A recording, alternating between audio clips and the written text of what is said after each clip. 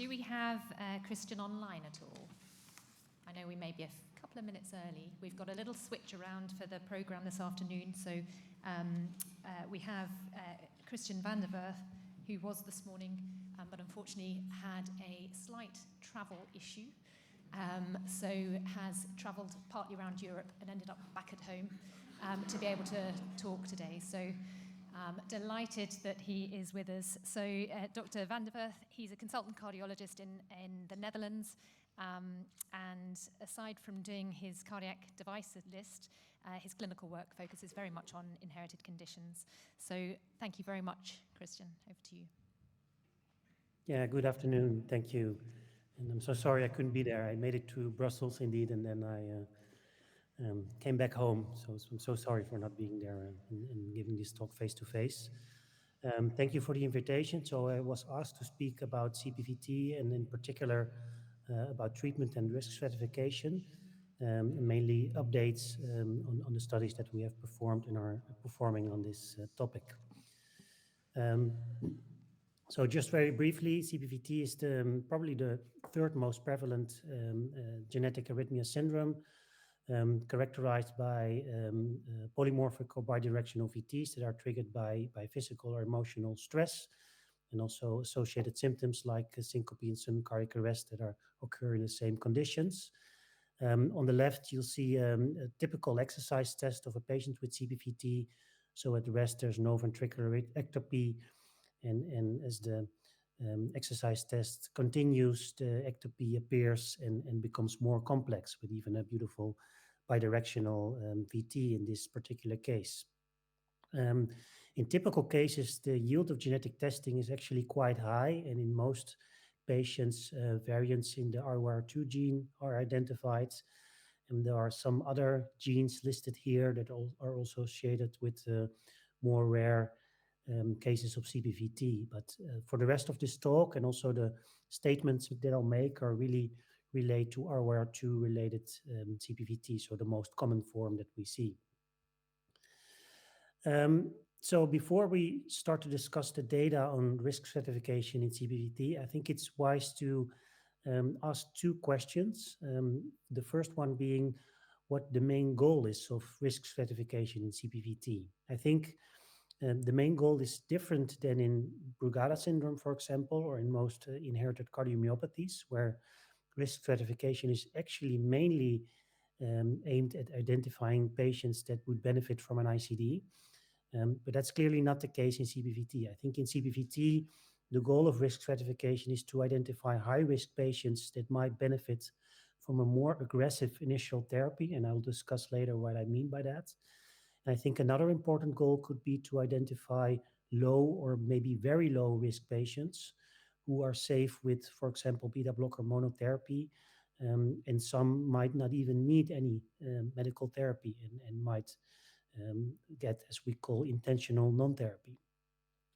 And then the other important issue, I think, is that there are some complicating factors, as I call them, for risk stratification in CPVT. And I think in long QT syndrome, for example, this is very similar. And these factors that are listed here are all closely related to each other. I think one very complex factor that we have encountered is that the risk of arrhythmic events can be modified by therapy. So, for example, if you have a patient with hypertrophic cardiomyopathy, you can estimate the 5-year risk of sudden cardiac death. And then there are mostly not really therapies that can affect that risk. So you know that that's the risk of that patient. While if you do the same estimate in a patient with CPVT, there are a lot of things that you can do, beta blockers, flecainide, other interventions to modify the therapy. So by that, it's also important to ask the question, is it important to actually know a patient's risk if you have just met the patient and the patient is without any therapy, right? Why is it important to know that a patient is at high risk of getting an event if you don't treat the patient, if you're going to treat the patient anyway?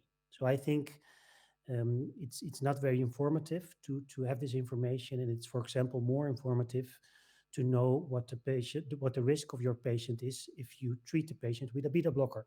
And then you know if the beta blocker monotherapy is sufficient or if you should escalate to other therapies. And the other thing is that these therapies, as most of you who deal with these patients know, these therapies are often changed in clinical practice, right? Patients have side effects.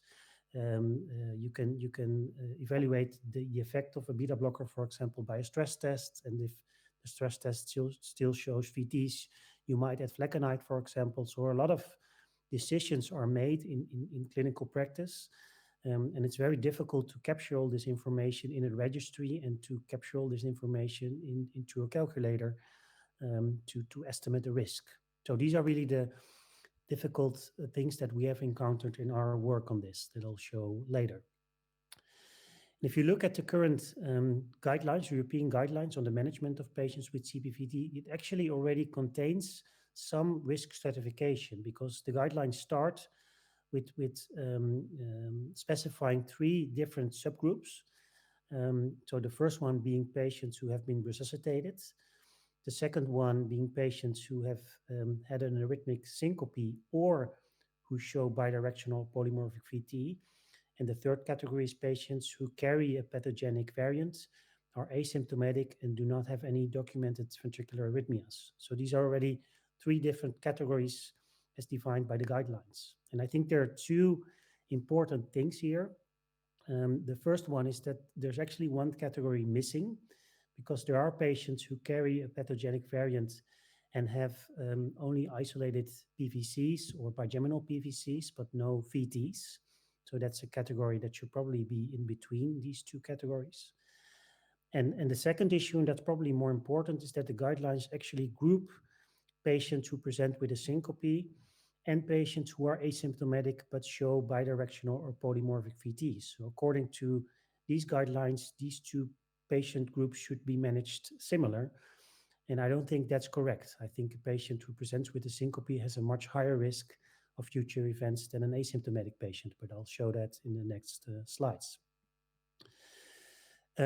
So up till now, we have very little data on risk stratification in CPVT. It's mostly older data from small studies.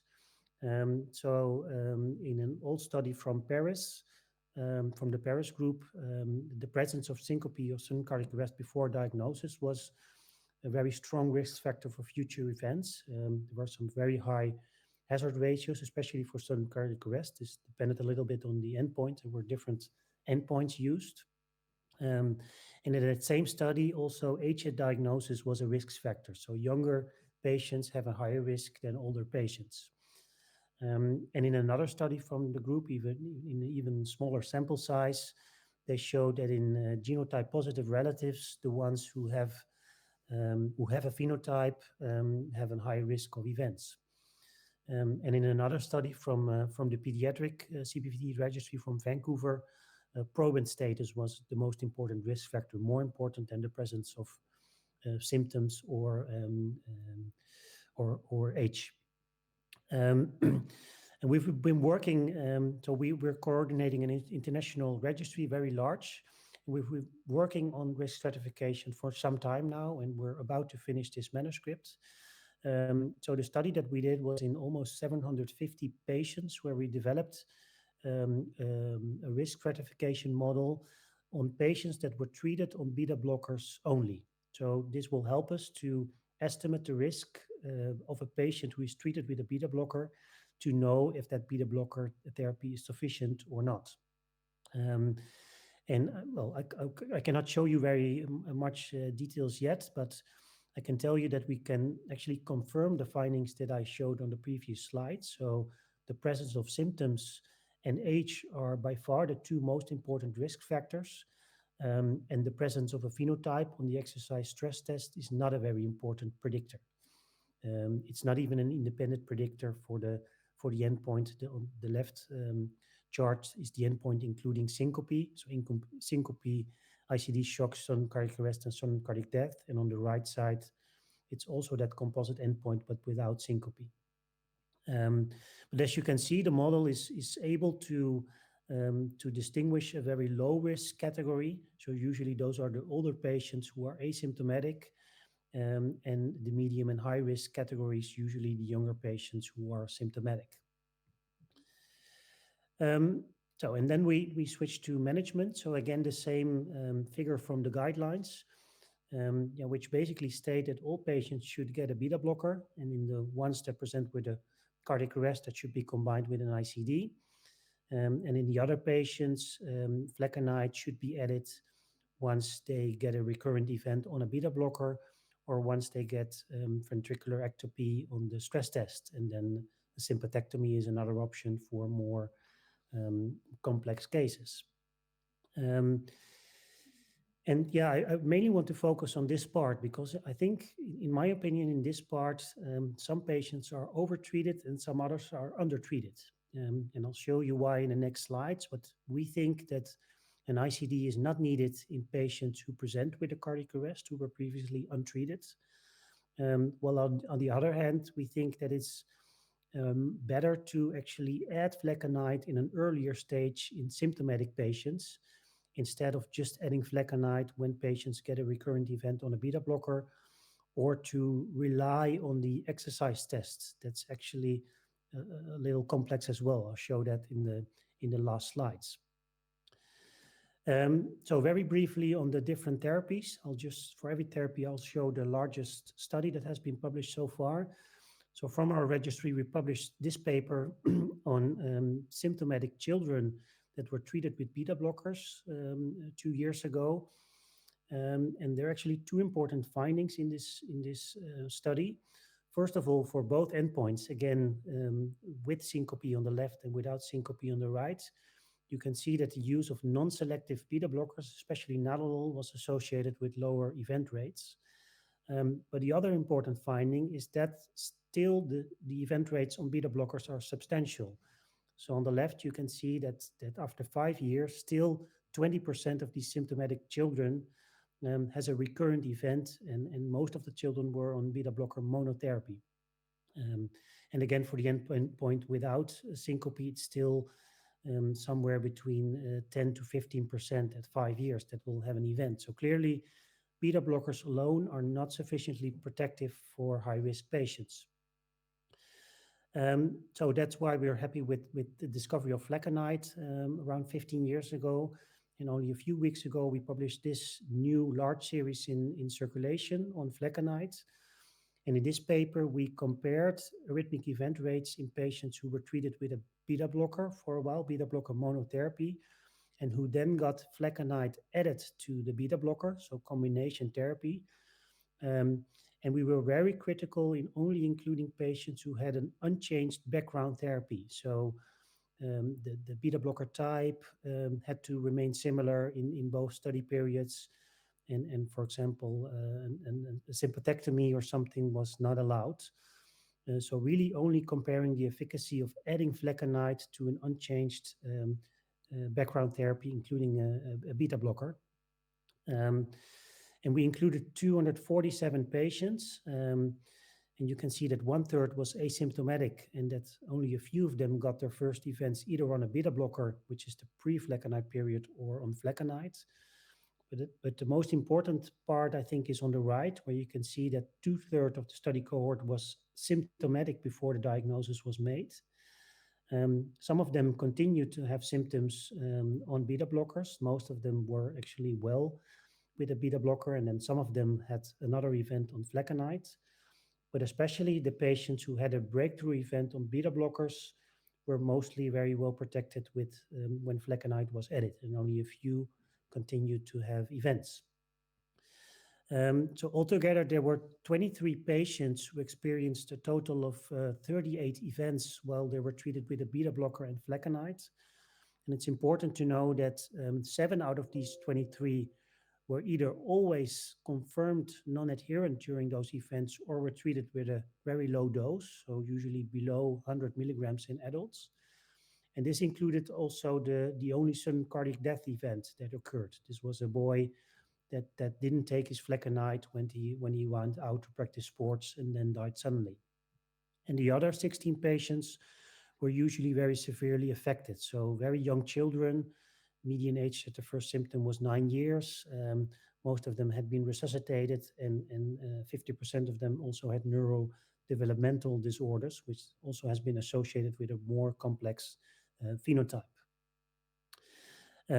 Yeah, so these are the results of the analysis. So you can see that in the entire population, there was a relative risk reduction of 45%. And in the ones that were symptomatic before diagnosis, and especially the ones who had breakthrough events on beta blockers, the effect was even more pronounced. Well, there's also some data already from 2015 on the efficacy of sympathectomy, but for the sake of time, I'll skip this. And only very briefly, I mentioned that we are not a fan of implanting ICDs in patients presenting with a sudden cardiac arrest. And that's based on this study where we compared the sudden cardiac death rates in patients who got an ICD after they presented with a sudden cardiac arrest and who did not. And actually, there were 3 patients who died with an ICD during follow-up and none that died without an ICD. So we think that there's little data that supports the use of an ICD in previously undiagnosed and untreated patients. And on the other hand, complication rates are high. And also at least one of the 3 patients that died with an ICD died due to an electrical storm that was initiated by an inappropriate shock. So that's something we fear in this patient population. Our approach to the regular, mostly RWR2 related associated CPVT patient is as follows. If the patient is asymptomatic and doesn't have any ventricular arrhythmias, they're either treated with a beta blocker or sometimes with flecainide monotherapy. I sometimes start flecainide when they have sinus bradycardia, for example. But sometimes we also use intentional non-therapy. So, for example, in very young children, 2, 3, 4-year-old children who are carrier of the familial RWR2 variant but don't have a phenotype, our pediatric cardiologists don't treat them actively. And I think the same is also safe for example, an asymptomatic 40 or 50-year-old patient.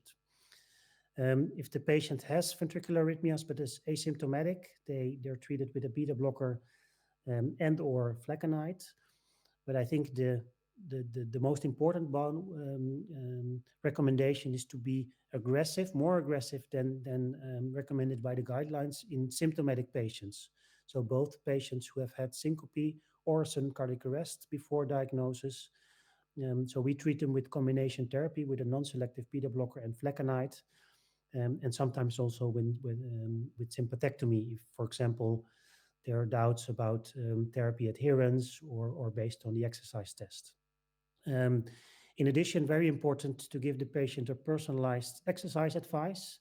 So in some cases, it's a strict advice against exercise, but we're also quite lenient and actually let most patients that are either low risk in our eyes or well treated still perform some sports. And we are very restrictive again with ICDs. And sometimes when we get patients referred from elsewhere who were resuscitated from a cardiac arrest, we have even explanted ICDs in those patients if we were satisfied with the results of the beta blocker and the flecainide and sometimes the sympathectomy. So the last 2 minutes, I'll spend a few words on the exercise stress test, because that's obviously the test that we all use at the outpatient clinic to assess the response to therapy. But it's important to know the limitations of this test. First of all, it's important to realize that there are actually very little data on the accuracy of the results of such a test to predict arrhythmic events. It's only, again, this paper from Paris that found not even a strong association between the complexity of the ventricular ectopy and future events. The other thing, I won't go into detail, but the protocol may matter. There's some data that if a so-called burst protocol is used, so where the patient has to sprint only for a few minutes at a very high speed, that may be more accurate in some cases to establish a diagnosis of CPVT, but we don't know if it's also more predictive of future events in patients who are treated. But another important issue is the so-called repeatability. This is, for example, a patient from my outpatient clinic. She's treated with beta blockers and flecainide. And I saw her in December where she did a stress test. And as you can see here, there's quite some ventricular ectopy by Gemini and also couplets. And then for purpose of including her in a study, we didn't change anything, but we repeated the stress test, this time on a treadmill in June 23. And she didn't have one single PVC in the entire test, while the therapy was completely unchanged. So nothing had changed, but the result of the test was very differently. We repeated the test again in August on the bike, and she had very similar results to December. And again, we didn't change anything. And we repeated the test again last Monday on the bike this time, and she didn't have, again, not a single PVC. So this is the same patient, same therapy, 4 tests. 2 of them show very significant ventricular ectopy, and 2 of them did not show any ventricular ectopy. And if you look at the heart rate at the start of the test and the maximum heart rate, everything, all those trends are very similar. So there's no clear explanation why this happens. And these are my last slides. So we performed a study where we looked at patients who had undergone at least 2 tests between in a period of a maximum of 18 months. The same protocol, the same therapy, and there we looked at the complexity of the ventricular ectopy that was present on both tests. And you can see here that the complexity actually changes quite frequently. And it's shown here on the right that in 50%, the maximum complexity of the ventricular ectopy is similar in the 2 tests. In 30%, it changes one category. So for example, from bigeminal PVCs to couplets or to isolated PVCs. And in 18%, it's at least 2 categories of change. So in other words, especially in the patients who are being treated, you can have one result of an exercise test on one day and quite a significantly different result on the other day. So to conclude, I think in terms of risk stratification, age, but especially the presence of symptoms is important. That identifies the high-risk patients, while the asymptomatic patients are lower risk. So in young children, mainly the genotype positive, phenotype negatives. And in the adults, I think also the asymptomatic phenotype positive patients are lower risk patients.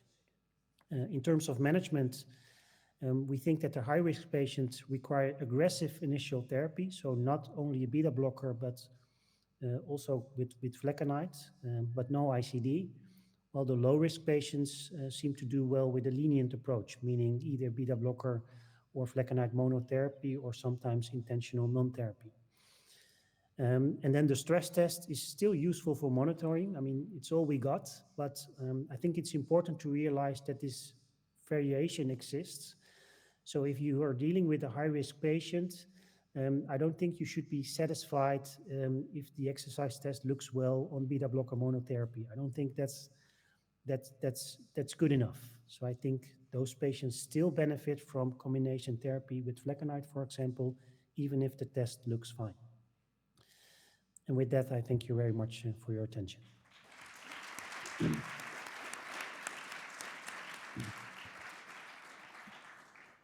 Thank you very much. So Christian's going to stay and join us at the end for questions. So if we hold our questions till then, please, if that's okay. Thank you very much for that talk. So next, I'm delighted to invite Professor Watkins up to the stage. So I'm sure, as many of you will know, Hugh is a professor of the Radcliffe Department of Medicine in Oxford, and he works alongside the team in the AICC team. He's the lead investigator for Cure Heart, which is the program aiming at creating genetic therapy cures for cardiomyopathy, and it's funded by the British Heart Foundation as part of the Big Beat Challenge. So thank you very much, Hugh. Eleanor, thank you very much. So where are we with efforts to create therapies that fix the underlying genetic defect in cardiomyopathies? I'm going to talk a little bit about the Cure Heart program, but try and put it in context of what else is going on, and actually a lot is going on. 2 or 3 years ago, this was an idea. It's now very active in academia and in companies. From the Cure Heart point of view, we are interested in all cardiomyopathies. I know I'm an HCMologist, but we think the unmet need is across all the major cardiomyopathies, perhaps is greatest in DCM. And that's because if you develop heart failure, or if you develop intractable arrhythmias, which you can do in any of these cardiomyopathies, we really don't have disease-modifying therapy, and you're going to get stuck. Because what we're trying to do is to fix the underlying pathogenic variant, this whole program of work is specifically about individuals where we've done a genetic test and we've found a variant. And I'll come back to that at the end. So we do know that all of these cardiomyopathies have polygenic components as well, but the program I'll talk about is very much looking at the rare pathogenic variant end, the monogenic end, which is actually the severe end. And so if you're going to do a slightly drastic therapy like a genetic therapy, that's the right place to be looking anyway.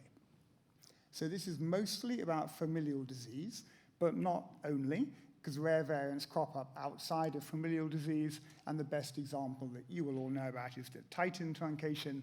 So this is a major cause of dilated cardiomyopathy, but it crops up in other forms of DCM, peripartum alcohol, cancer-related therapies. And as you will know, these are really common. So they're individually rare, but there's 35 million people in the world with one of these. Most will be fine, but some will come a cropper.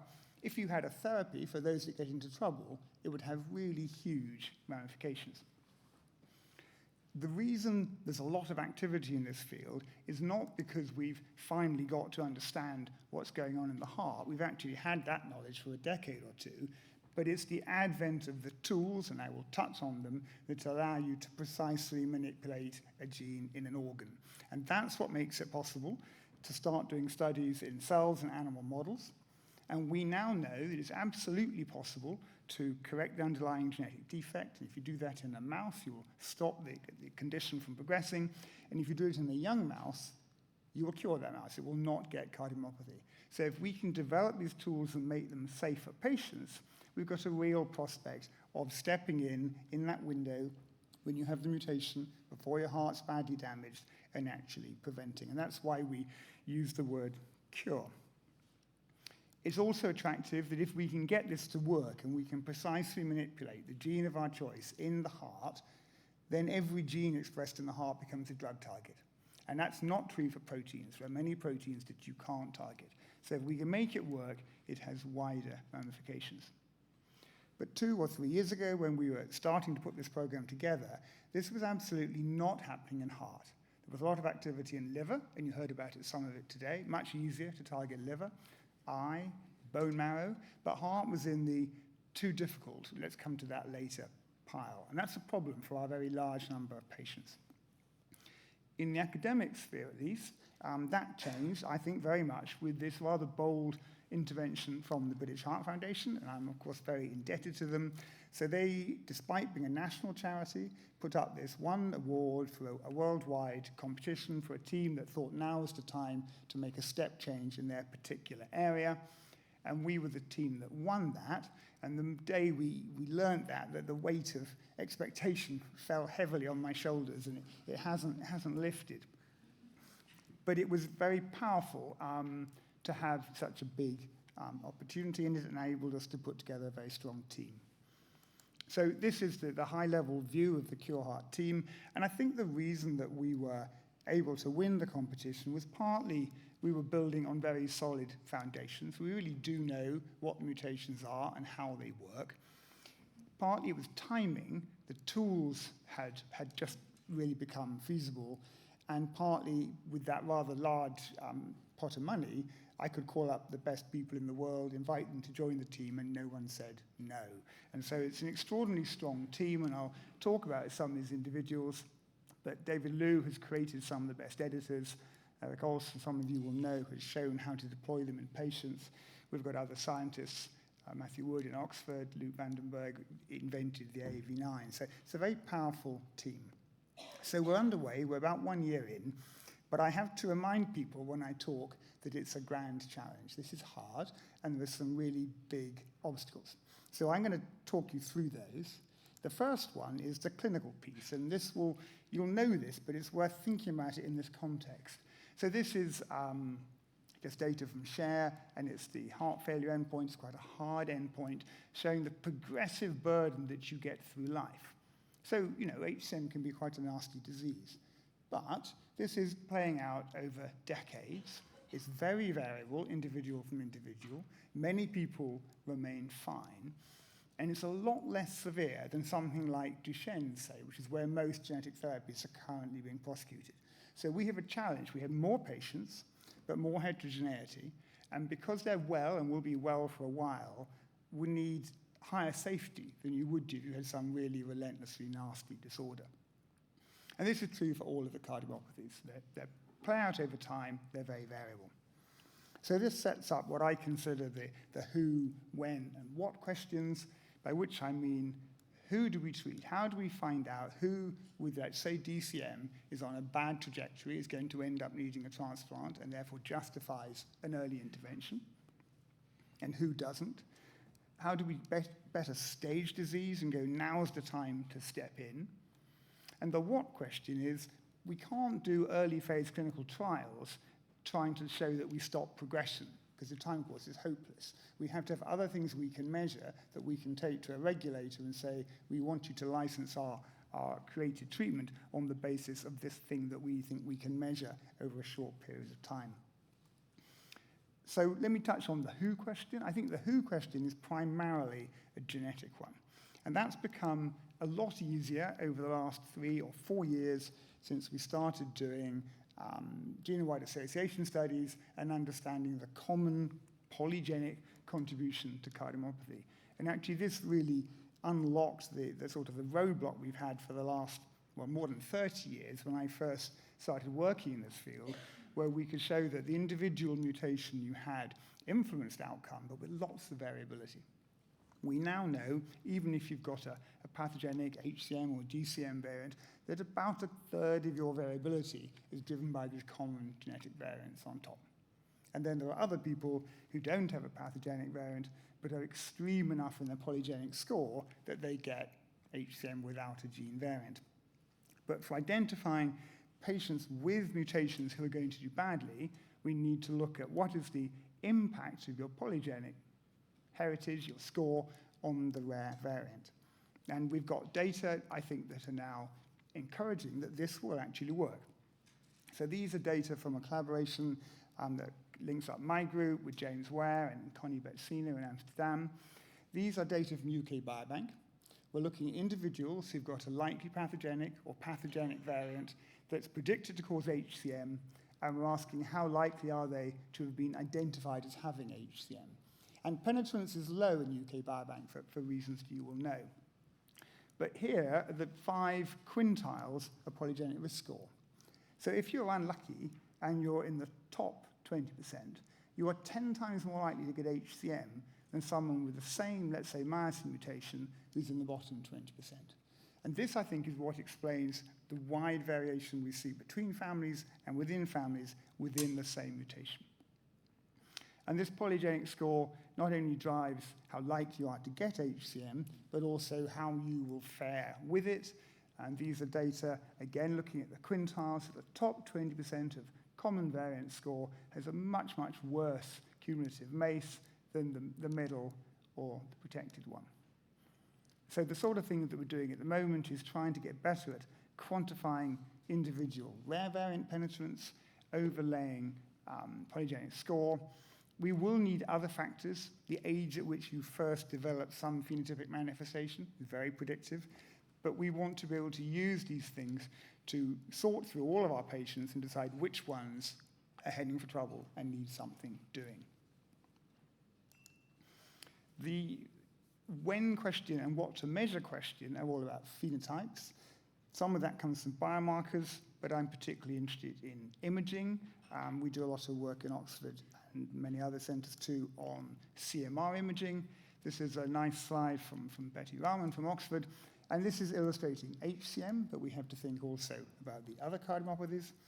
And what she shows is that you start out with metabolic consequences of having this increased contractility at myofilament level. You then get a range of tissue ultrastructural changes that you can detect and quantify by CMR, and then you get an abnormal heart. And if we are doing a trial early on, we might have to do trials in advanced disease, then clearly we can measure these sort of endpoints. But we need to start getting ready for what would you measure in an early phase trial to show to yourselves and your patients and your regulators that you were reversing the disease. got to be something reversible. So really it's the metabolic end that we care most about. And these are data from Betty on bold imaging, so blood oxygen-dependent imaging. It's pretty straightforward data because it's nice and clear.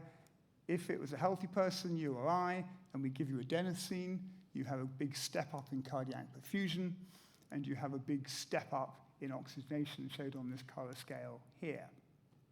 If you do the same thing in someone with overt HCM, and you can see this hypertrophy here, you have markedly blunted increase in perfusion because of the small vessel disease and the mismatch, and you have very little increase in oxygenation, and that's why you get all of the exercise-related ischemic problems.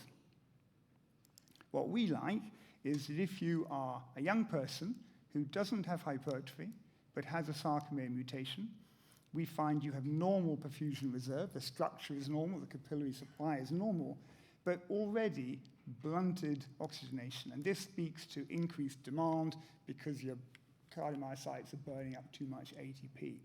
And we predict, but we have yet to prove, that this will respond rapidly with disease-modifying therapy, or indeed MAVA or aficamten, which we will be testing. So these are the sort of things that we're working on in the background, so that if we get to the point where there are treatments, we can deploy them. But the treatments themselves have challenges also, and I've spoken about this here before, and it came up a little bit in some of the talks this morning. All of our genes and mutations have dominance, but they're sometimes dominant negative and sometimes haploinsufficient. By dominant negative, we mean that your mutant protein interferes with the function of the healthy copy, so to fix it, we have to selectively get rid of that mutant protein. By haploinsufficient, we mean that you've got one more or less absent, non-functional copy, and the functional one can't make enough protein. This is the conceptually easier one to fix. It's a replacement strategy. You want to put more of that gene back in. And for some of our genes, they're small enough that you can do that with traditional gene therapy. And this is happening right now, so it's something you already need to be aware of. It's happening in companies because they've all seen that this might be tractable, might be commercially viable. Tenaya is probably slightly ahead of the others, and it's a strategy we saw earlier. You take a copy of the gene in question, you put a cardiac promoter, you put it in an empty virus that has tropism for the heart, intravenous injection, the virus will take your product to the heart, also to skeletal muscle, and also, unfortunately, to your liver, but in the heart, it will make the protein and replace it. So this is very easy to do, and it's now happening. There are quite a few companies that are doing this and that are very close, already underway, doing this first in patient. You don't do it in normal volunteers. So the sort of genes you can package, NYBPC3 for HCM, PKP2 for ACM. This is underway. The first patients have been treated. This is coming next year. A compact version of dystrophin for DMD coming next year as well. So going back to the Tenaya study, it's worth highlighting because at the moment it's all going on in the US, but patients are already asking me, should I take part? And there are some things that you need to think about. The inclusion criteria are, to my mind, slightly remarkable for not requiring very severe disease. So you can take part in one of these studies if you've got a truncated mutation without obstruction. You have to have an ICD, but you can be class 2 with a pretty average NT-proBNP for that class of patients, the normal preserved contractility, and you can take part in a gene therapy trial. But there are very important risks and some very important challenges, which I'll talk very briefly about. The viral vector can be dangerous. So people have died from AAV9 gene therapy this year and last year in other diseases. And if it's Duchenne's, everyone goes, okay, that was a risk we might want to take. I'm not certain it's the risk we want to take here. Sometimes the virus causes myocarditis, and if you've got an arrhythmogenic cardiomyopathy with inflammation, I think that could be quite badly tolerated. So we need to wait and see what happens. There are theoretical considerations we could discuss, that overexpression is not quite as clean as just replicating and putting the right amount back. And then some interesting challenges. We don't know how long the gene expression will work in the heart. I think it'll be years, but it might not be many years. And an important thing is, once you had taken part in one of these AAV gene therapies, you will make neutralizing antibodies. You can't take part in another. So the 3 patients who are in the lowest dose range in the current trial can't take part in a version 2 or version 3. It's very altruistic of them to take part. So that's a real challenge, because a lot of the work is using AAVs. So that's what the companies are doing, and I can completely see why, because it could be an early win. I'm not certain. We have to wait to see. So for CureHeart, we're doing the harder stuff, which is appropriate for an academic charity-led grant. We're trying to silence dominant negatives, and we're trying to replace the missing gene not by supplementation, but by upregulation of expression. And for both, we're trying some reversible techniques, which I think will be easier to get into market, and then the editing. And I'll touch briefly on both of those. So for the silencing technique, we don't try and correct the underlying mutation. This is an example of 2 copies of the myosin gene. This is a HCM mutation. This is another patient with the DCM mutation. Conceptually, it's very easy to correct that mutation back to the healthy copy, but it's unlikely to work in practice because there are not enough patients with any individual mutation. So we can't do that, and instead, we aim to silence whichever copy the mutation sits on by targeting common variants that we all have. So I can make a reagent that sits on the shelf for anybody who's got the C, anybody who's got the T, and I ask, where's the mutation? And I use a C or a T reagent. So this is underway. We are favoring, for people interested in the technology, the antisense oligos. So we heard a bit about this earlier with the TTR. We like antisense oligos because that allows you to target intronic variants, and there's more polymorphism there and more to target. And we're making good headway in these early stages, but trying to get an ASO that works beautifully in a human heart muscle cell in my lab is quite a long way, but probably only 3, 4, or 5 years away from being able to do it in a patient. So if we can do this and show it to be safe, this sort of thing could reach clinical trials within the 5-year duration of CureHeart. But it wouldn't be a definitive cure. You'd have to do repeat administration. If you want a definitive cure, you have to look at editing. You'll know about CRISPR-Cas9, which is the Nobel Prize-winning editing tool that started the whole thing. We don't want this for our work. We don't want double-stranded break. This is like scissors. That's quite damaging to DNA, and our hearts don't repair themselves. So CRISPR-Cas9, not on the table. What we do need, and what we do have, are base editors, which are the enzymes that have been created to change single letters of DNA code. And these were created by David Liu, whose name appeared on an earlier slide, who's one of the CureHeart partners, and he's an astonishing biochemist at the Broad. So most human mutations are C to T. The really attractive base editor is the one that reverts T to C. The first base editor he made used component enzymes that all exist in nature, and his job was to assemble them into a tool that would do what you want. The heroic discovery was this one. There is no enzyme in nature that is an adenosine deaminase. So he had to do directed evolution in his laboratory. One PhD student, 2 years is all it took to create an enzyme that had never existed before and to create the base editor that now the whole world uses. And this thing really works. So this is a mouse model. The mouse has got a point mutation in MYH7 that causes HCM. It's got hypertrophy. It's got scarring. If you treat that mouse early in life with a virally delivered edition of this editor, they don't get hypertrophy. They don't get scarring. Everything is normal and stays normal through the life of that mouse. That mouse is cured with that single intervention. 2 really important caveats. One is what they've done here is corrected the mutation back to wild type, and I've told you that's not a strategy we can do in patients because they're too rare. We have to actually silence, we have to put a stop code on in. And the other is that this is a cure if you deliver it early on. If you wait till the mouse has got overt cardiomyopathy, it kind of stops it progressing.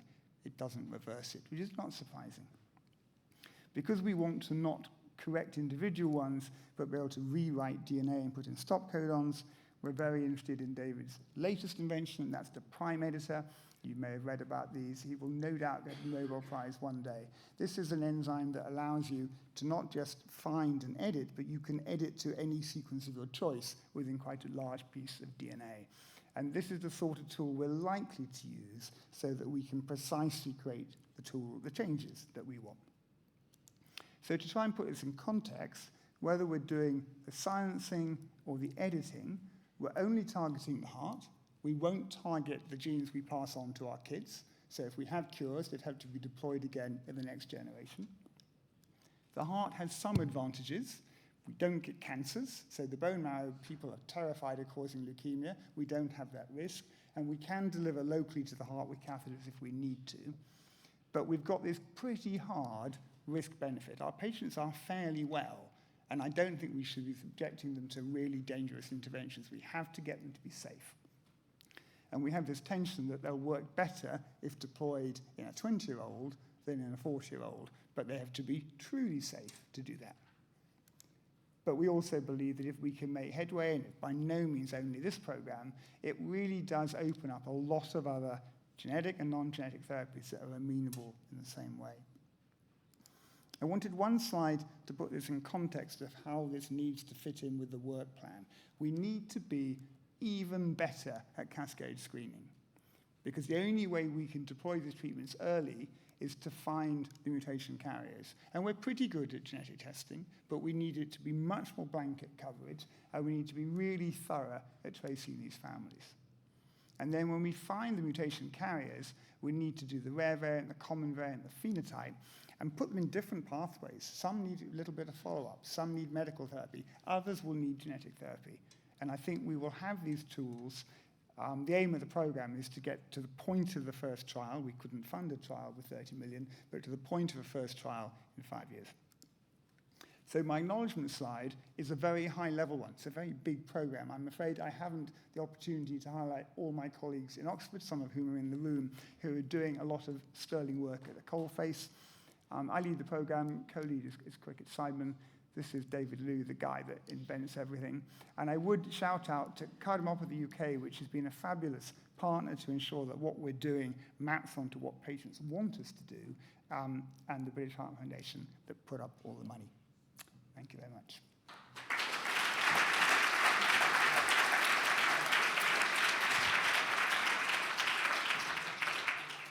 Thank you very much, Hugh. Really interesting. And we'll take questions at the end. I'd like to introduce Julie de Backer. She is a well-known authority in aortopathies. She is a cardiologist as well as a clinical geneticist, and comes from Belgium. And mainly, most of her research has been focused on Marfan's and heritable thoracic aortic disease. She's also quite active in international networks, especially with the ERN and with Montalcino Aortic Consortium as well. Thank you very much, Leema. Thank you for inviting me to this fascinating meeting, and I want to thank you in particular, Leema, and the organizers. So while I'm struggling here with setting up my presentation.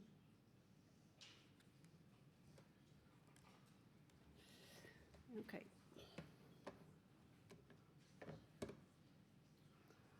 Okay, so what I wanted to address with you today is a personalized approach to aortopathy. And I want to introduce the topic with two cases that I wanted to share with you. So this first case that I'm showing here on the left is a female patient of ours who, in the middle of the night, as these things happen, was admitted in the emergency department. She was known for a long time. She's a Marfan patient. With follow-up, regular screening, she does whatever we tell her. She takes her drugs. It's a familial case of Marfan syndrome. She has 3 children who are all 3 of them affected. and she has a bona fide FBN1 pathogenic variant. So despite her follow-up and her adherence to the recommendations, and as you can see on the graph below, she had an aortic root that was dilated, but it was not evolving very quickly, and she was not reaching any threshold for surgery, but she came in with an aortic dissection, type A aortic dissection. Fortunately, our surgeons did a great job, and she survived this event, but this was, I mean, you always get with your both feet on the ground when you get a phone call for cases like this.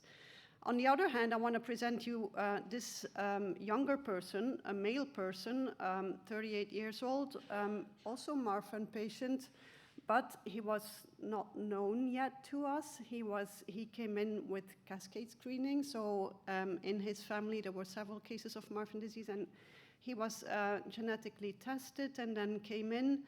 And this was, so first we did an echo, but this was his first scan that was done in him, and he had an aortic root of almost 55 millimeters, as you can see, which is well above the threshold for surgery, as we all know. So the threshold in Marfan disease normally is 50 millimeters. So why are these two cases so different? Why does this lady present with an aortic dissection at a lower diameter, lower than what we would recommend for surgery? And why does this guy come in with an aorta of 55? And maybe he had surgery after we had this scan. But I mean, he may have even had a larger aorta. Whatever. So I want to address with you what we know about aortic disease, and I want to go from diseases that we are aware of to genes, to variants, and I want to end with some words about sex, because I think that's an important topic to discuss in this context. So let's start with the disease, and I think it's not even that long ago. I think I was born in the era when everyone seeing patients with thoracic aortic disease, because that's what we are talking about here. We're not going to the abdominal part of the aorta. Thoracic aortic disease, everyone would think about these kind of people, male patients, obese, smoking with high blood pressure. These were the ones that were known for a risk for aortic dissection. And to be clear, these still are risk patients. It's not that this has changed, but our knowledge has changed, and we have learned to look at aortic valves. We know that bicuspid aortic valves go with an increased risk for aortic dilatation, an increased risk for dissection compared to the general population, but it's a much lower risk as with some of the other diseases that I will discuss. We know that if we see such a bicuspid valve in a smaller lady who has fertility problems, that we should think about Turner syndrome. So Turner syndrome is an established risk factor or risk disease for aortic disease, and there have been guidelines and recommendations addressing bicuspid valve and Turner syndrome. And then we have also known and learned that we should look not only at the heart, but also look for skeletal features, as shown here. If you see a young person with these long limbs, long fingers, and with severe scoliosis, as you can see, we have learned to look into the throat of our patients over the years. And if you see a patient with an aortic aneurysm and who has a bifid uvula, as shown here, you will think of syndromic conditions. And these are grouped into the heritable thoracic aortic diseases now, and I will come back to that later in the presentation. So we all know that these different disease entities are different in prevalence. Degenerative aortic disease is still the large bulk of patients with thoracic aortic disease.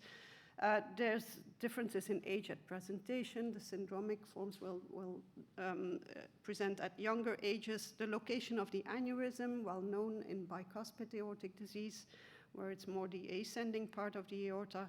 The growth rate is different. Bicuspid, again, is a slower growth rate, for example, than Marfan syndrome.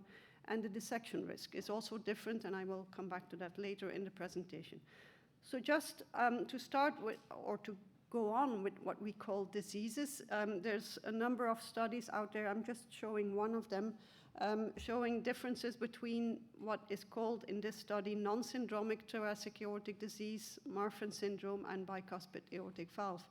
And what I want to draw your attention to, and this is important, is that the risk of having an aortic dissection in the non-syndromic form, so people having aortic disease without the other systemic manifestations, will more often present with an aortic dissection than the Marfan cases. And this makes sense. I mean, people with Marfan syndrome will, not all of them, but some of them will be diagnosed with lens luxation or with severe skeletal features before they go on to have an aortic dissection. So there's differences here. As shown on this slide, the bicuspid aortic valve aortic dissection risk is much, much lower than in Marfan syndrome or the other genetic forms. And I'm not going to give more details about bicuspid aortic valve, but what I just want to mention is that also in bicuspid aortic valve disease, these should be individualized. And there's a new nosology now from the Michelina group who has made a proposal to subdivide those patients into the ones with the typical valvular aortopathy. So these are the ones diagnosed at, let's say, adult age, with the typical presentation of a bicuspid valve with mild dilatation, as opposed to the complex valvular aortopathy, so the ones presenting in childhood with severe aortic regurg, with syndromic and genetic disorders, and the outcome in both groups is different. So the complex ones have, when compared to the general population, a worse outcome than the typical ones. So I want to continue with the entities of non-syndromic TAA and Marfan syndrome, and I want to make clear that this is a story of what's in a name. What do you mean with Marfan syndrome, and what do you mean with non-syndromic thoracic aortic disease? And I think this is important because we all know now that there's other genes involved in Marfan syndrome than fibrillin-1. So in the, and I'm showing you the skyline of the city where I was born and where I still live in Ghent. And the Marfan syndrome is the diagnosis is based on the Ghent criteria. But in this, in these criteria, genetic testing was not proposed as to be done. It was not recommended. It was advised, but there's no, it's not compulsory to have genetic testing. I think over the years, insights and knowledge has evolved, and I think there will be very few people nowadays who will not go into genetic testing in these conditions, but that was the case in those days. And we know by now that, so what was initially called Marfan syndrome type 2 and then changed name to Lewis-Dietz syndrome, caused by pathogenic variants in another gene, and TGF-beta receptor 2 was the first one. And we know that there's different types of Lewis-Dietz syndrome. So even within these syndromes, there's different subtypes. And this is important because when you look at data published on Marfan syndrome, older data, these will very often also include data from patients with other diseases, what we now call other diseases. So there's an overlap. There's people with pathogenic variants in the Lewis-Dietz genes who will fulfill the diagnostic criteria for Marfan syndrome and who may have been included in Marfan syndrome groups. And now we know that we shouldn't do that, that there's differences in outcome, and I will come back to that in a minute. What we also need to be aware of is that there's a very large spectrum of phenotypic expression in these diseases. We now know that patients who do not have any outward manifestation, being a bifid uvula or whatever scoliosis or the systemic manifestations, and who do have pathogenic variants in the genes that we know for Marfan or for Lewis-Dietz syndrome. So it's important to bear that in mind. And I'm really, we heard this great talks this morning, and we know from the new guidelines on cardiomyopathy that there's this proposal to give a more descriptive phenotype in patients with cardiomyopathies, and I think in aortopathies we need to do the same thing. It's not okay to say just Marfan or Lewis-Dietz or whatever syndrome or that gene. You need to be very specific when you want to say something about outcome and about treatment. So I think it's also necessary to talk about heritable thoracic aortic disease with this and that clinical feature caused by that gene and even by that specific variant. So it's a thought. It's not something that is in any recommendation, but I think it's important to adhere to these similar concepts as in the cardiomyopathies. So we are moving now from diseases to genes, and these are data that have been looking at, as you can see, fibrillin 1 versus TGF-beta receptor 2 versus ACTA2, still another gene in aortopathy. But so on the top, I put the diseases that are related to these genes, so Marfan syndrome, Lewis-Dietz syndrome, and then the non-syndromic forms. And again, as shown on this slide, you can see that the non-syndromic thoracic aortic disease patients, and again, this is logical, they will more often present with an aortic event than the syndromic forms because they will not have been diagnosed in an earlier stage when compared to, for example, Marfan syndrome or Lewis-Dietz syndrome cases. And these are data that have been published last year. So this is from the Montalcino Aortic Consortium, a big international consortium of more than 50 centers by now. There's been more than 1,000 patients included in this cohort, looking at the aortic event rate in patients with pathogenic variants in the Lewis-Dietz or the TGF-beta genes and the smooth muscle cell genes. So these are ACTA2, myosin 11, and MYLK. And looking at these groups of genes, looking at the outcome in these patients, some very important data have come out showing us, first of all, when you compare both groups and compare aortic events, as you can see, these curves are overlapping, so there's no significant difference there. But when you go looking into the details about aortic root surgery, so prophylactic aortic root surgery versus, on the lower side, aortic dissection, you can see that there are differences. The people with pathogenic variants in the TGF-beta genes will more often have aortic root surgery in a prophylactic setting and will less often present with aortic dissection, again, showing that the syndromic features are often red flags by which patients are treated in an earlier stage. And then looking even more into more detail, so shown here on the right of the slide, you can see the differences in the TGF-beta genes according to the different genes. And even there are important differences. As you can see, patients with pathogenic variants in the SMAD3 gene versus the ones with pathogenic variants in TGF-beta receptor 2 are better off. Well, it's not well off, but better off. If you put the line at the age of 40, you will see that 15% of the ones with SMAD3 will have an aortic event, whereas half of the ones with TGF-beta receptor 2 will have had an event. So again, the more syndromic manifestations you have, the less your risk for presenting with an aortic dissection. The smooth muscle cell genes tend to dissect at lower diameters than the TGF-beta genes. And in case of TGF-beta receptor 1 and 2, there's an increased risk for having childhood onset disease when compared to the other ones. So these are data that came out of that study.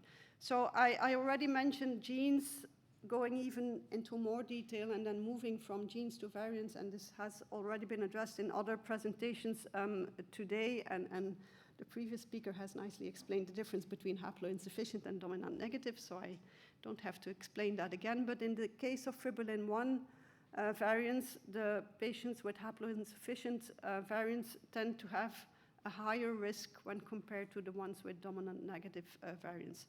And as listed on this slide, there's differences in outcome with specific variants in the ACTA2 gene, and in the case of the SMAD3 gene, there's an earlier onset of aortic dissection with variants that are located in the MH2 region. So there are some indications that specific genes and specific variants within those genes can help us to predict risk in the individual patient. But I will honestly say that we still have to look at this on an individual basis, because these are sisters with the daughter of one of these of the sisters. They all have Marfan syndrome. They all have obviously the same fibrillin 1 pathogenic variant. The lady on the with the black shirt unfortunately she has died by now. She had a very severe presentation of Marfan disease, dissection during pregnancy, and then other dissections, and I don't know how many aortic surgeries. So she was one of those really very severe cases. As you can see, she also had lens luxation. She was wearing heavy glasses, and she died from a rupture of one of her native parts of her aorta that ruptured. Her sister in the white shirt, she is still under follow-up with us, and she has a normal aortic root diameter. It's crazy. I mean, I've been following her for almost 20 years now, and it doesn't move. It's at 37, 38 somewhere. So, and they have the same variant, the same disease, both women. So we don't know. We still need to be very careful with drawing too strong conclusions from these data. So I want to end with some words about sex, about differences between men and women. I think there's differences. I'm maybe saying wrong things here, but there's differences. So looking at data comparing men and women with aortic disease, and you will find different studies, but I'm just showing you one of them. It's an older study. But if you look at aortic events, you will see that men have more aortic events than women. And this is across all studies, across all genes, across all variants. So it's a consistent finding. Men will have more aortic events than women. But you have to bear in mind that when talking about aortic events, you're talking about dissection, but you're also talking about surgery. And we all know that thresholds for surgery are based on diameter. And for some reason, it's easy, of course, but the diameter is the same for everyone. Women or men, there's no difference. And we know men tend to be taller and bigger than women, and they will reach the threshold for surgery faster at a younger age than women do. So that may explain part of the difference. Of course, they will get surgery sooner. They have their root replaced in an earlier stage, so there's then a tendency or a risk to have type B dissection. So there's clearly differences, but we have to be very careful in interpreting these differences. And when looking at aortic dissection in Marfan syndrome, and when you look at the series that have been published, then you might come to other conclusions. We have in our own cohort of more than 200 patients with Marfan disease caused by fibrillin 1 variants, we had 9 dissections in total. 4 type A, all 4 were women. I showed you one of them. There's 5 type B dissections and 3 were in women. In a recently published French cohort of almost 1,000 FBN1 carriers, there were 11 dissections, 5 type A, 3 in women, and 6 type B, all in women. And in a recent report from the Cornell University, more than 300 cases, they showed that type B dissections were more common than type A dissections. But of these type B dissections, 27, so the majority of them had occurred in women. And then another aspect, a difference between men and women, men still cannot get pregnant.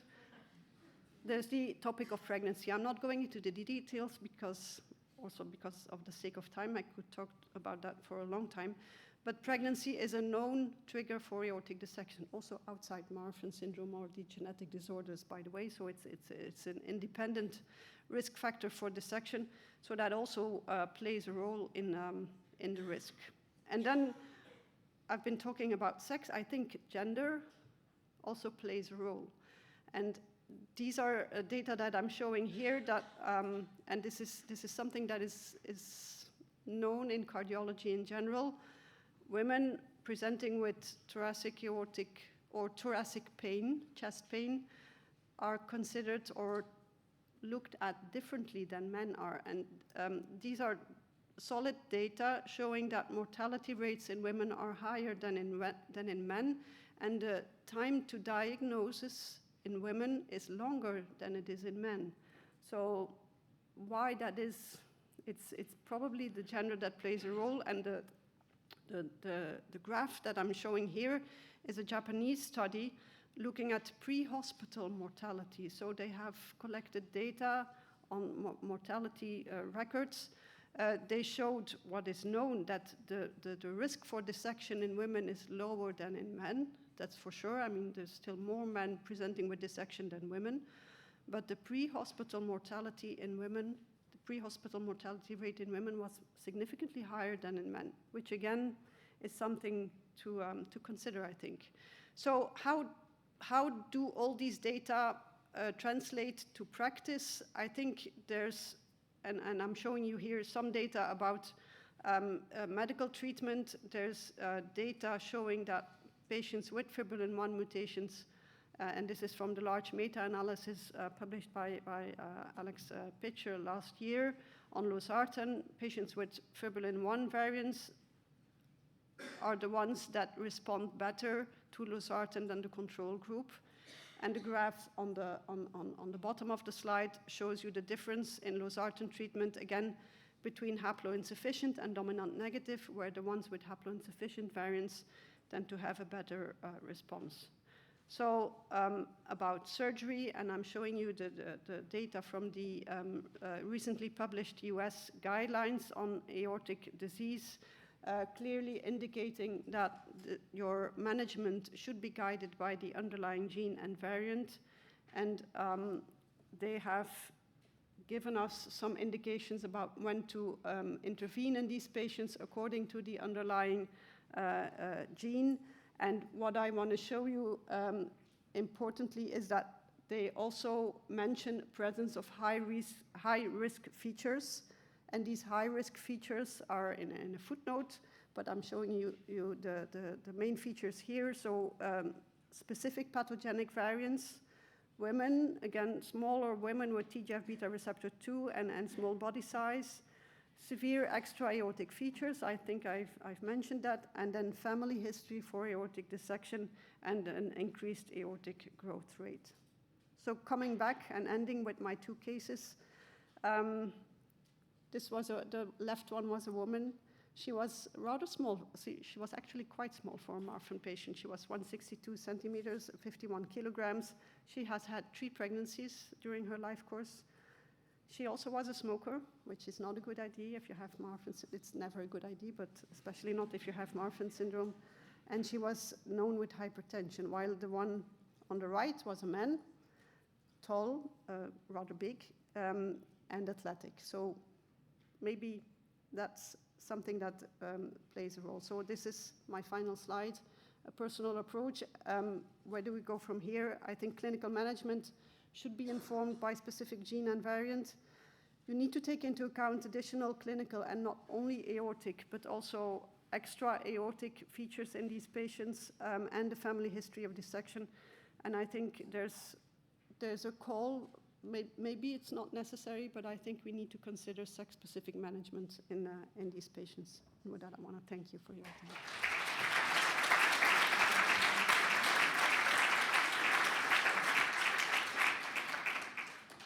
Thank you very much, Julie. We'll take questions after Deborah's talk.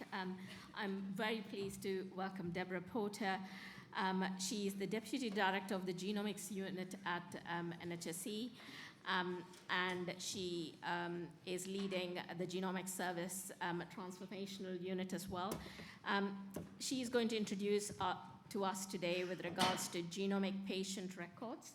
And one of the things that I did look up when I was going to introduce Deborah is she actually has got a 30-year experience in the MOD as well, which has been translated into NHS work now. Thank you, Leema. Not just the MOD, Army. I was in the uniform for 30 years, but my role here is very different. I have spent 30 years in the Royal Army Medical Corps, so health is my background, but actually my justification for being here is more about data and digital, ones and noughts, so something completely different from what we've heard over the last couple of hours. The Unified Genomic Record is a concept currently, and we are developing it across the NHS to connect all of the data you've been talking about over the last 2 days. I know that there are a number of issues with with putting data together. Data are in silos, data are all over the place that could potentially be of use to an individual patient or collectively in cohorts. So how do we connect that better? It all started about just over a year ago with the Accelerating Genomic Medicine in the NHS strategy, which was published in October last year. If you look at column 3 there, enabling genomics to be at the forefront of the data and digital revolution, that's where the Unified Genomic Record was born. More detail of the record here. So this pillar 3, the priorities for pillar 3 and the digital revolution were developing an interoperable informatics and data infrastructure. So bringing those silos together and sharing genomic data appropriately to improve patient care. Not just genomic data, but other clinical patient data as well. And all those health data drive health improvements for the individuals and for the population. And then the third element was enabling the NHS to use cutting-edge analytical tools. So bioinformatics, cutting-edge bioinformatics, and we do have world-leading bioinformatics in the NHS, in NHS England, up-to-date variant databases, which we have a large number of, and we could potentially have a large number of variant databases for cardiovascular diseases if we pulled all the data together that we've actually got. We currently don't. It's currently sat in silos. And that will then enable access to what you've been hearing about, precision medicine. So what have we done about it? This pillar 3, we've created a data and digital framework, which is essentially a digital strategy, established a board, which is led at the highest level by Van der Werf, who is the lead in the Transformation Directorate in NHS England. And we are championed by Amanda Pritchard and Richard Meddings. So we have got backing. This is going to be real. We have issued a mature draft of that, and we've also got a supporting enterprise architecture. So how all that digital plumbing is put together is a very mature concept. But we start small. We start with a master data set. And I say it's small, it's actually enormous, because you're all aware of the test directory with all the genomic information in it, all of the relevant bits of data that you need to actually order a test and return results effectively. That master data set has been created. We've also got the ability to connect disparate systems that don't actually talk the same language. So we've now got FHIR standards, which is a standardized messaging for to connect different parts of the system. Those FHIR standards are now going through balloting, so they are formally developed. And we've got 3 deliverables, 3 big work programs on the cards at the moment. One is digitizing the test directory, so it's not an Excel spreadsheet on a web portal. We are developing an order management, so you can actually move away from paper and order your tests, your genomic tests, electronically via your native systems. And we put it all together through a central broker, which is just about to go into alpha phase testing. The concept that brings it all together, though, is the unified genomic record, and that's what I'm here to talk about today. So what's the vision? This vision, this unified genomic record, is a per-patient record to provide a single point of administration and access to all genomic data for each patient. But not just all genomic data, all data that's pertinent to that genomic diagnosis. What's our problem statement? Direct care and research practices across the genomics medicine service are unable to review large amounts of data because it's all siloed. That diagram that you can see up there shows the aspiration to connect demographics, genomic reports, consent profiles, and actively managed consent profiles, so your patient can be recruited into particular studies if they want to be, or if they are eligible for whole genome sequencing data. All of that will sit in the unified genomic record and be accessible by many, many communities who have a valid reason to use those data. So where are we now? Existing process, as I mentioned, is paper-driven. We've got manual entries leading to transcription errors. Consent management is difficult. If you're consenting for a research study, it's a specific research study as opposed to a general consent process. There's no visibility of where your orders and your samples and your test results are at the moment. And there is very limited adherence to national standards and pretty much zero management information across pathways. Coordination of senderways between different laboratories who do specialised testing is difficult, and therefore we are running against barriers to scaling the operation. The two little diagrams you can see in the middle, this is the central broker, this is what we're building right now, and this is all the messaging that needs to take place between those central brokers, or a small fraction of it. So we're moving forward into building a way of ordering, managing tests and tracking those tests. As I mentioned, the standards are there. There's a link in this presentation, which I hope you'll get later. And there is a modern API framework being developed so that you can actually use your native EPR system to request a test for your patient, and your results will come back into that APR. There will be a portal used for those trusts that are not absolutely familiar with a mature digital system, so you'll be able to log into a website as well. So how does it work? As I mentioned, it's a per-patient record, and there's a folder system in it, exactly like a normal filing system. And the folder root is the patient's NHS number. We use a number of different data standards, and we can use phenotypic data, SNOMED codes. It can be machine readable and it can be human readable. And as I said, access will be role-based and purpose-based. And one of the big sticking points of sharing data is obviously, as you're aware, information governance, and those information governance contracts can be stored inside that structure as code. And there is a large piece of work moving forward with the Information Commissioner's Office to enable the sharing of those data. We can link external records to pathology, radiology, imaging, and a record can include full data or metadata with a pointer to wherever the relevant data sits. So it can be the sequence data, it can be the hospital episode data, it can be longitudinal, so you can reach back into a patient's history. It can be cross-region, it can be cross-families. Consent is actively managed by the patient using an NHS app, and we will leave the data wherever it is and just point to those data. So how does it use? There are 4 lenses we look at it through. Direct care is the primary driver, and as I mentioned, we can have cross-regional functionality.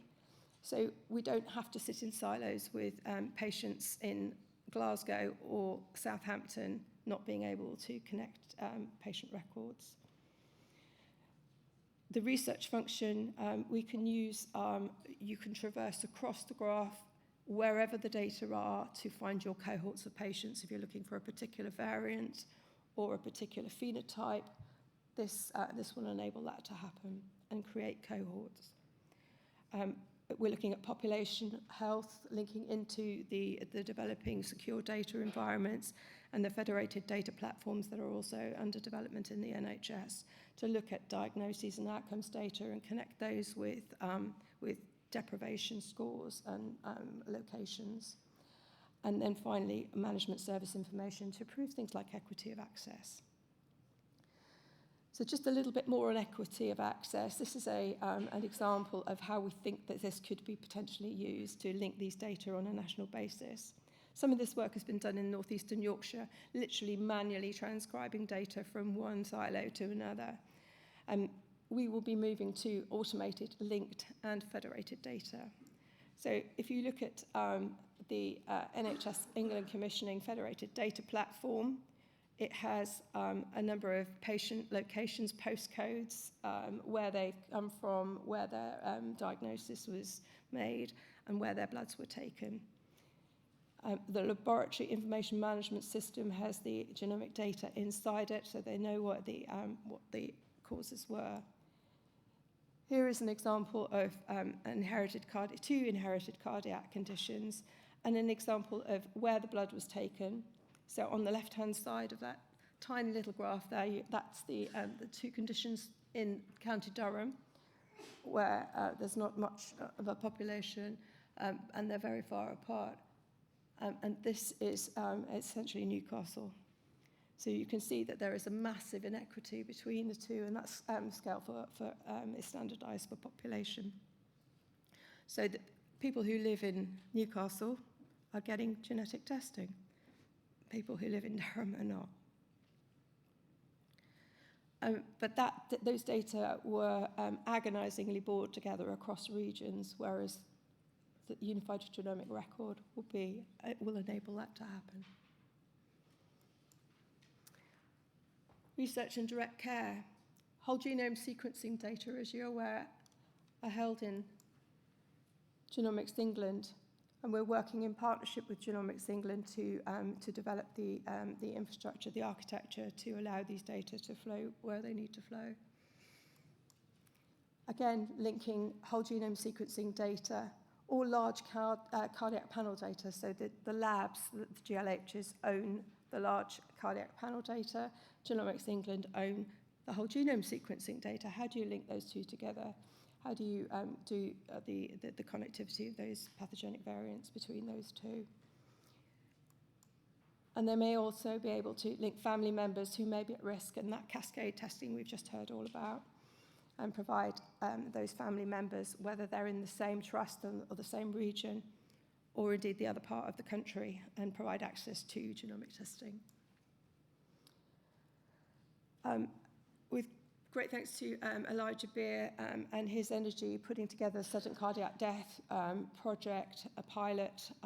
This pilot program has been run out of the Genomics Medicine Service for the last 18 months, 2 years, and has tested pathways necessary to connect different parts of the health system. Multidisciplinary teams of coroners, pathologists, cardiologists, geneticists, genetic scientists, all needed the same data in 7 pilot sites. And getting the information governance and the consent and the approval of all of those organisations to pull those data together took years. And the unified genomic record will enable this to happen in the future. So whole genome sequencing through this sudden cardiac death pilot now are being held in Genomics England. The large cardiac panel, obviously, in the LIMS, as I mentioned earlier. This project has identified family members who may be at risk, and will continue to identify family members. But the more data we connect, the more family members we will provide access to genomic testing. More potential benefits of ICC for ICCs. Obviously, identifying genetic causes, the more data we bring together, the power of genomics is in scale of data. We could inform family members potentially at risk of different diseases, and transform patient care through things like ATMPs and other therapies. So the data generated during routine care will be immobilised to enable research. All of this will be connected and will be accessible. We could also identify potential patients who are eligible for clinical trials by connecting NHR databases into the unified genomic record. So once a patient is identified with a particular pathogenic variant that's part of a trial, we can then identify eligibility and connect with that patient via their clinician, and through the NHS app can obtain consent. And it could provide an investable resource, ethical resource for engagement with industry partners with a focus on ICCs. How do you get involved? So at the moment we have two advocates for ICCs to act as a use case. The first use case we're developing, and that's Elijah and James Ware. We're also looking for other people to get involved to tell us what your problems are sharing data.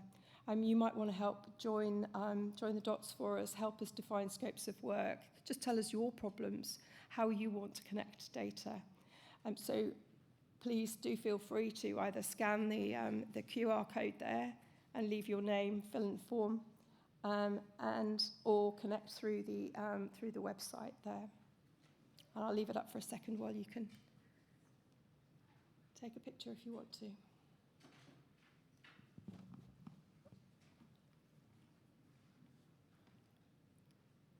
See the cameras go down, I'll move on.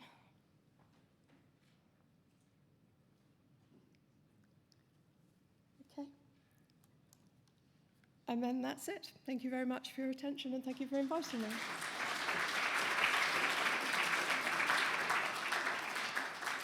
Thank you very much. Can I invite the speakers up to the stage, please, for a brief Q&A? Thank you very much to all the speakers. I think that was a fantastic session. Please do. Could Christian also be projected onto the screen if he's with us? Is Christian still there? Ah, he is. Excellent. I am, yes.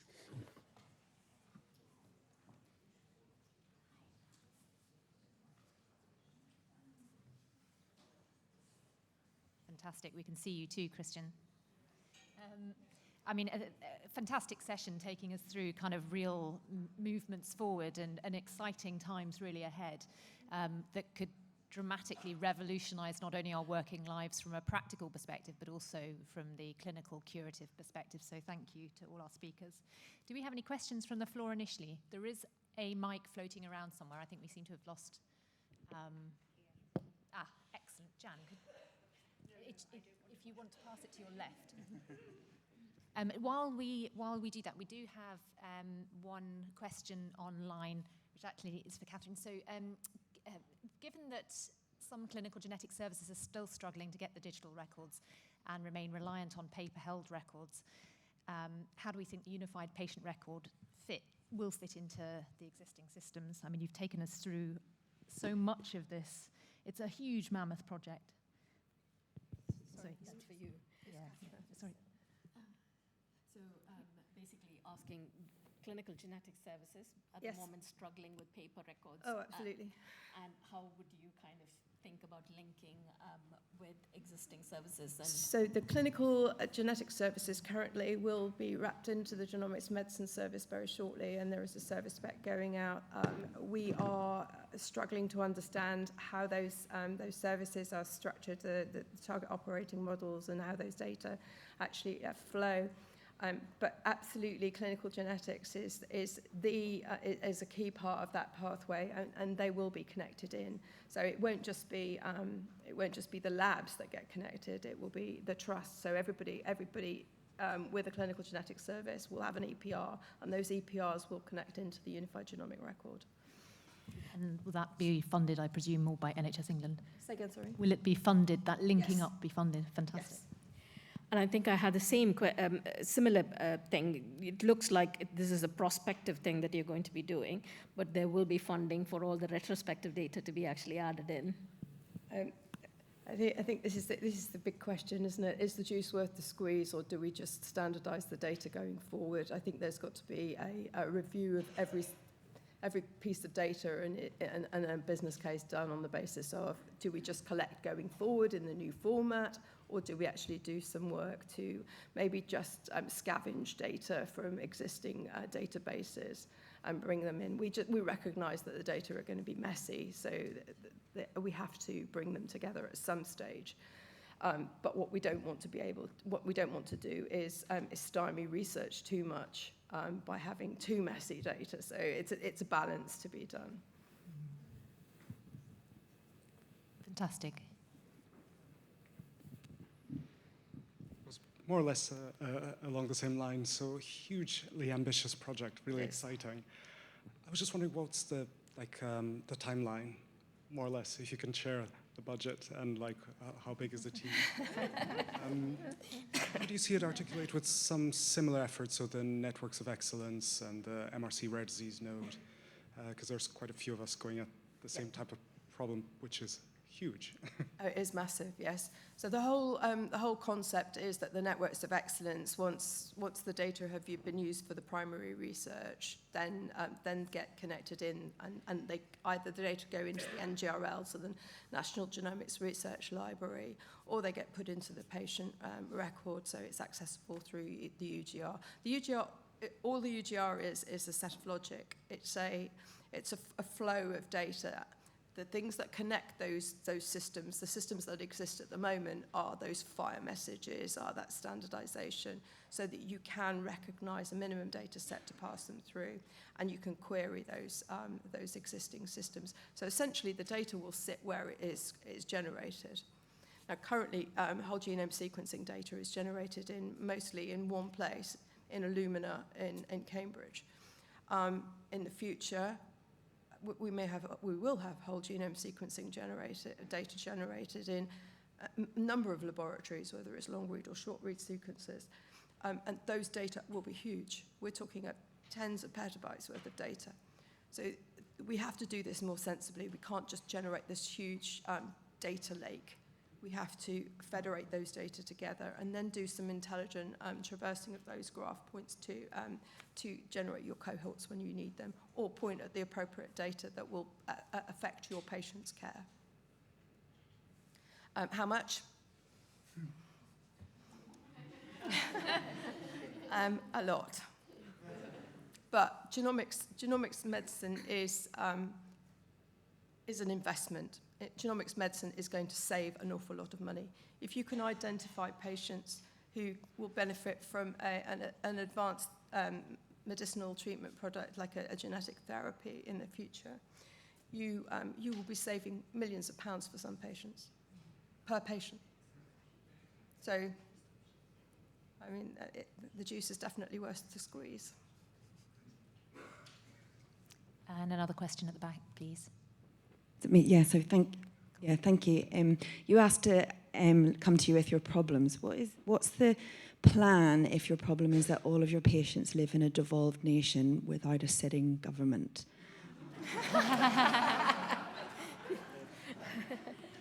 And how do we piggyback onto all of the lots of money that NHS England is ploughing forward with? And we fell off the ferry a long time ago. So we are working with the devolved nations, and we will share. That is not a problem. I think we are quite happy to push ahead on our own now. But there's no intellectual property here. This will be if Wales, if Scotland, if Ireland want to join the party, absolutely. Do you anticipate that the system will allow changes in status of variants of unknown significance to be flagged across the system so that we can then highlight patients automatically as this information comes through? Okay, so this is absolutely critical to things like pharmacogenomics. So there's a small part of the project called Progress RX, which is looking at pharmacogenomic markers in testing for toxic treatments for some people, and there will be a red flag on patients' records. So absolutely, the mechanism is there, the architectural logic is there. You could do that with anything. Another one at the back there. Hi, I have a question for Professor Julie de Backer. Thank you for the magnificent talk. I don't know if I got that right, but I think you mentioned that some individuals with more syndromic manifestations have a lower risk of aortic dissection. Or I was just wondering, depending, bearing in mind the sisters that you mentioned, what do you think might be differentiating in terms of risk stratification? Could that be digenic or polygenic risk score, for example, that may influence why someone is systematically or from the aortopathy perspective more severely affected as opposed to someone else? Yeah, thank you for that question. What I just want to emphasize is that I don't want to bring the message that people with syndromic features have less risk for dissection. That was not what I wanted to say. They will be picked up in an earlier stage often because they have these other red flags that identify them as having a risk for aortic disease, and they will, well, they tend to have surgery before the dissection occurs. I don't want to bring the message that having more syndromic features puts you at a lower risk for dissection. I think even the contrary is true. The more syndromic features you have, and you leave it like that, you don't do anything about it, then your risk might be higher. But I do agree. There's a need to, and in hypertrophic cardiomyopathy, we have been hearing about polygenic risks scores that might also help us to identify those patients who are even at a higher risk, maybe other genetic modifiers that play a role. These are definitely out there. There are studies with polygenic risks in aortic disease, also from the UK, that have been are shown. They show very promising data, and I think this is the way forward. That it's in many genetic diseases. I think we have learned that today it's not just one single gene that causes the whole clinical spectrum. So there's clinical modifiers, but genetic modifiers definitely so. Yeah.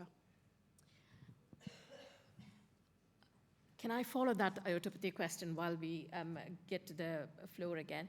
One of the biggest contentions is actually bicuspid aortic valves, and how we talked about the normal bicuspid aortic valves where they develop aortopathy at the age of 40 is not what the ones that we are significantly worried about, but it's actually the complex ones.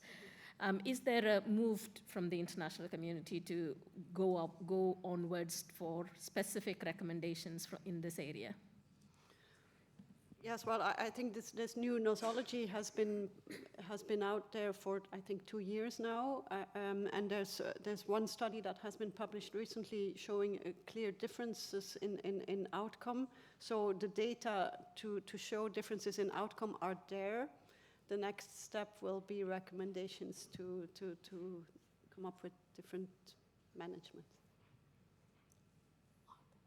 And can I ask you about, you correctly emphasized the problems we have with selection of patients, and you showed the graph with the polygenic risk score and the composite endpoint. Now that is still in the lower range of events.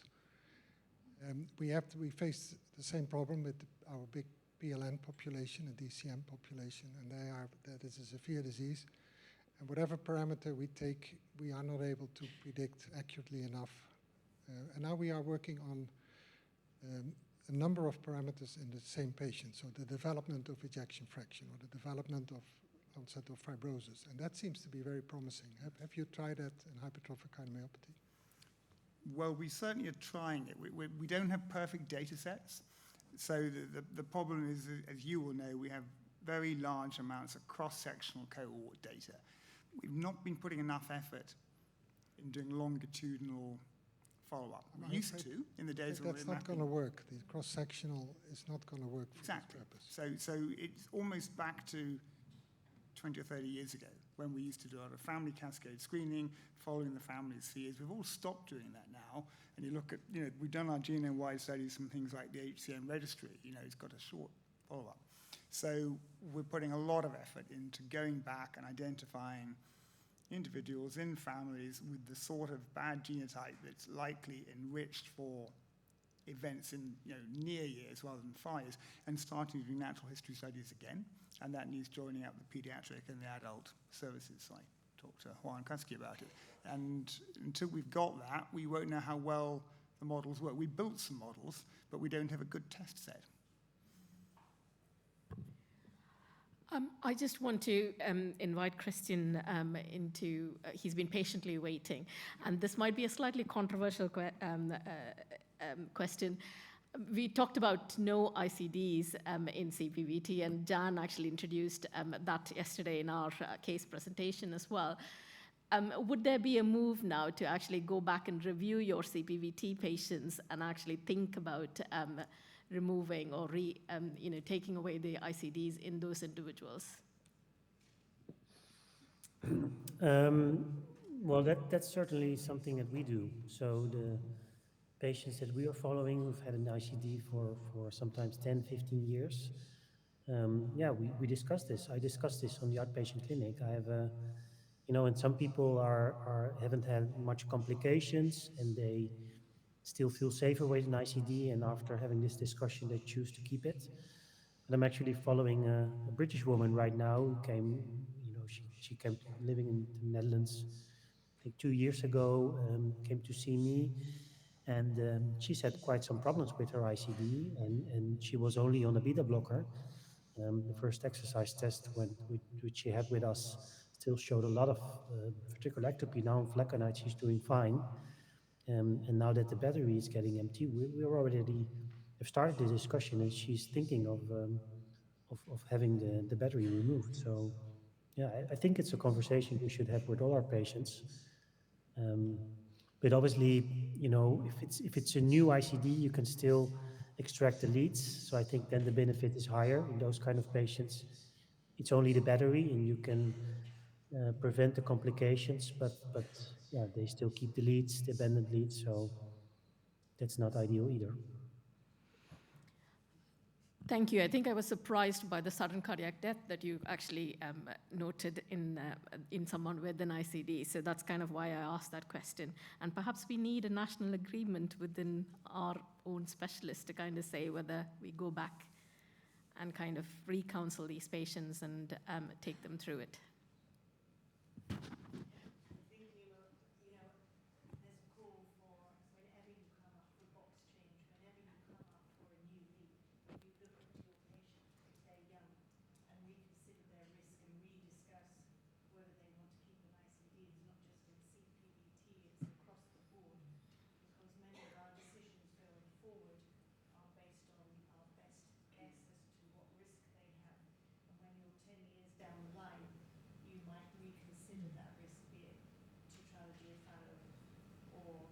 CPVT or long QT. Things change. So every time we come up for renewing the battery, I think it's a very good idea to reconsider risk and discuss. Thank you. Thanks. The trouble though, Jan, and you're absolutely right, and we do the same, but in doing so, you go against guidelines. And when you've got a class 1 indication for a defibrillator in somebody who's had a cardiac arrest, that doesn't go away 10 years later. And the guidelines, as published last year, would still recommend defibrillators in these patients. So yes, you've got to individualize it, but in doing so, you have to go against class 1 indication.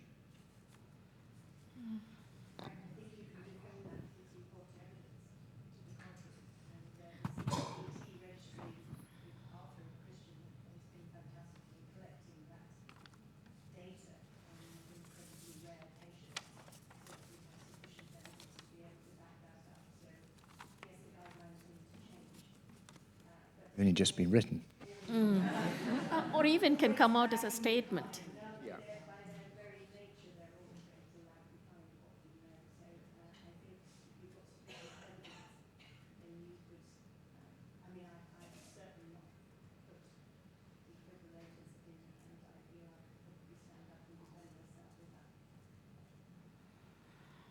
Can I comment?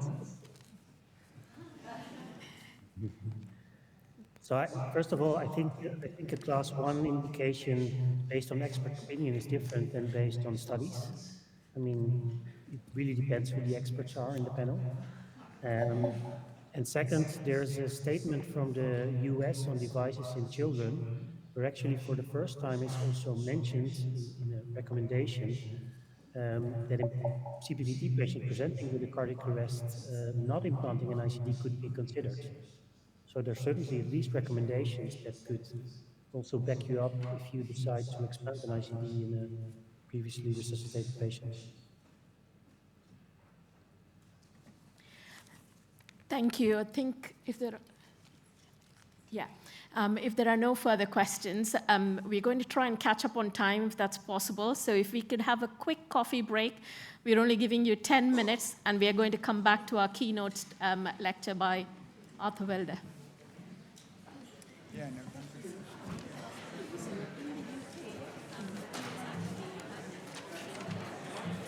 Yeah, they're not enrolling.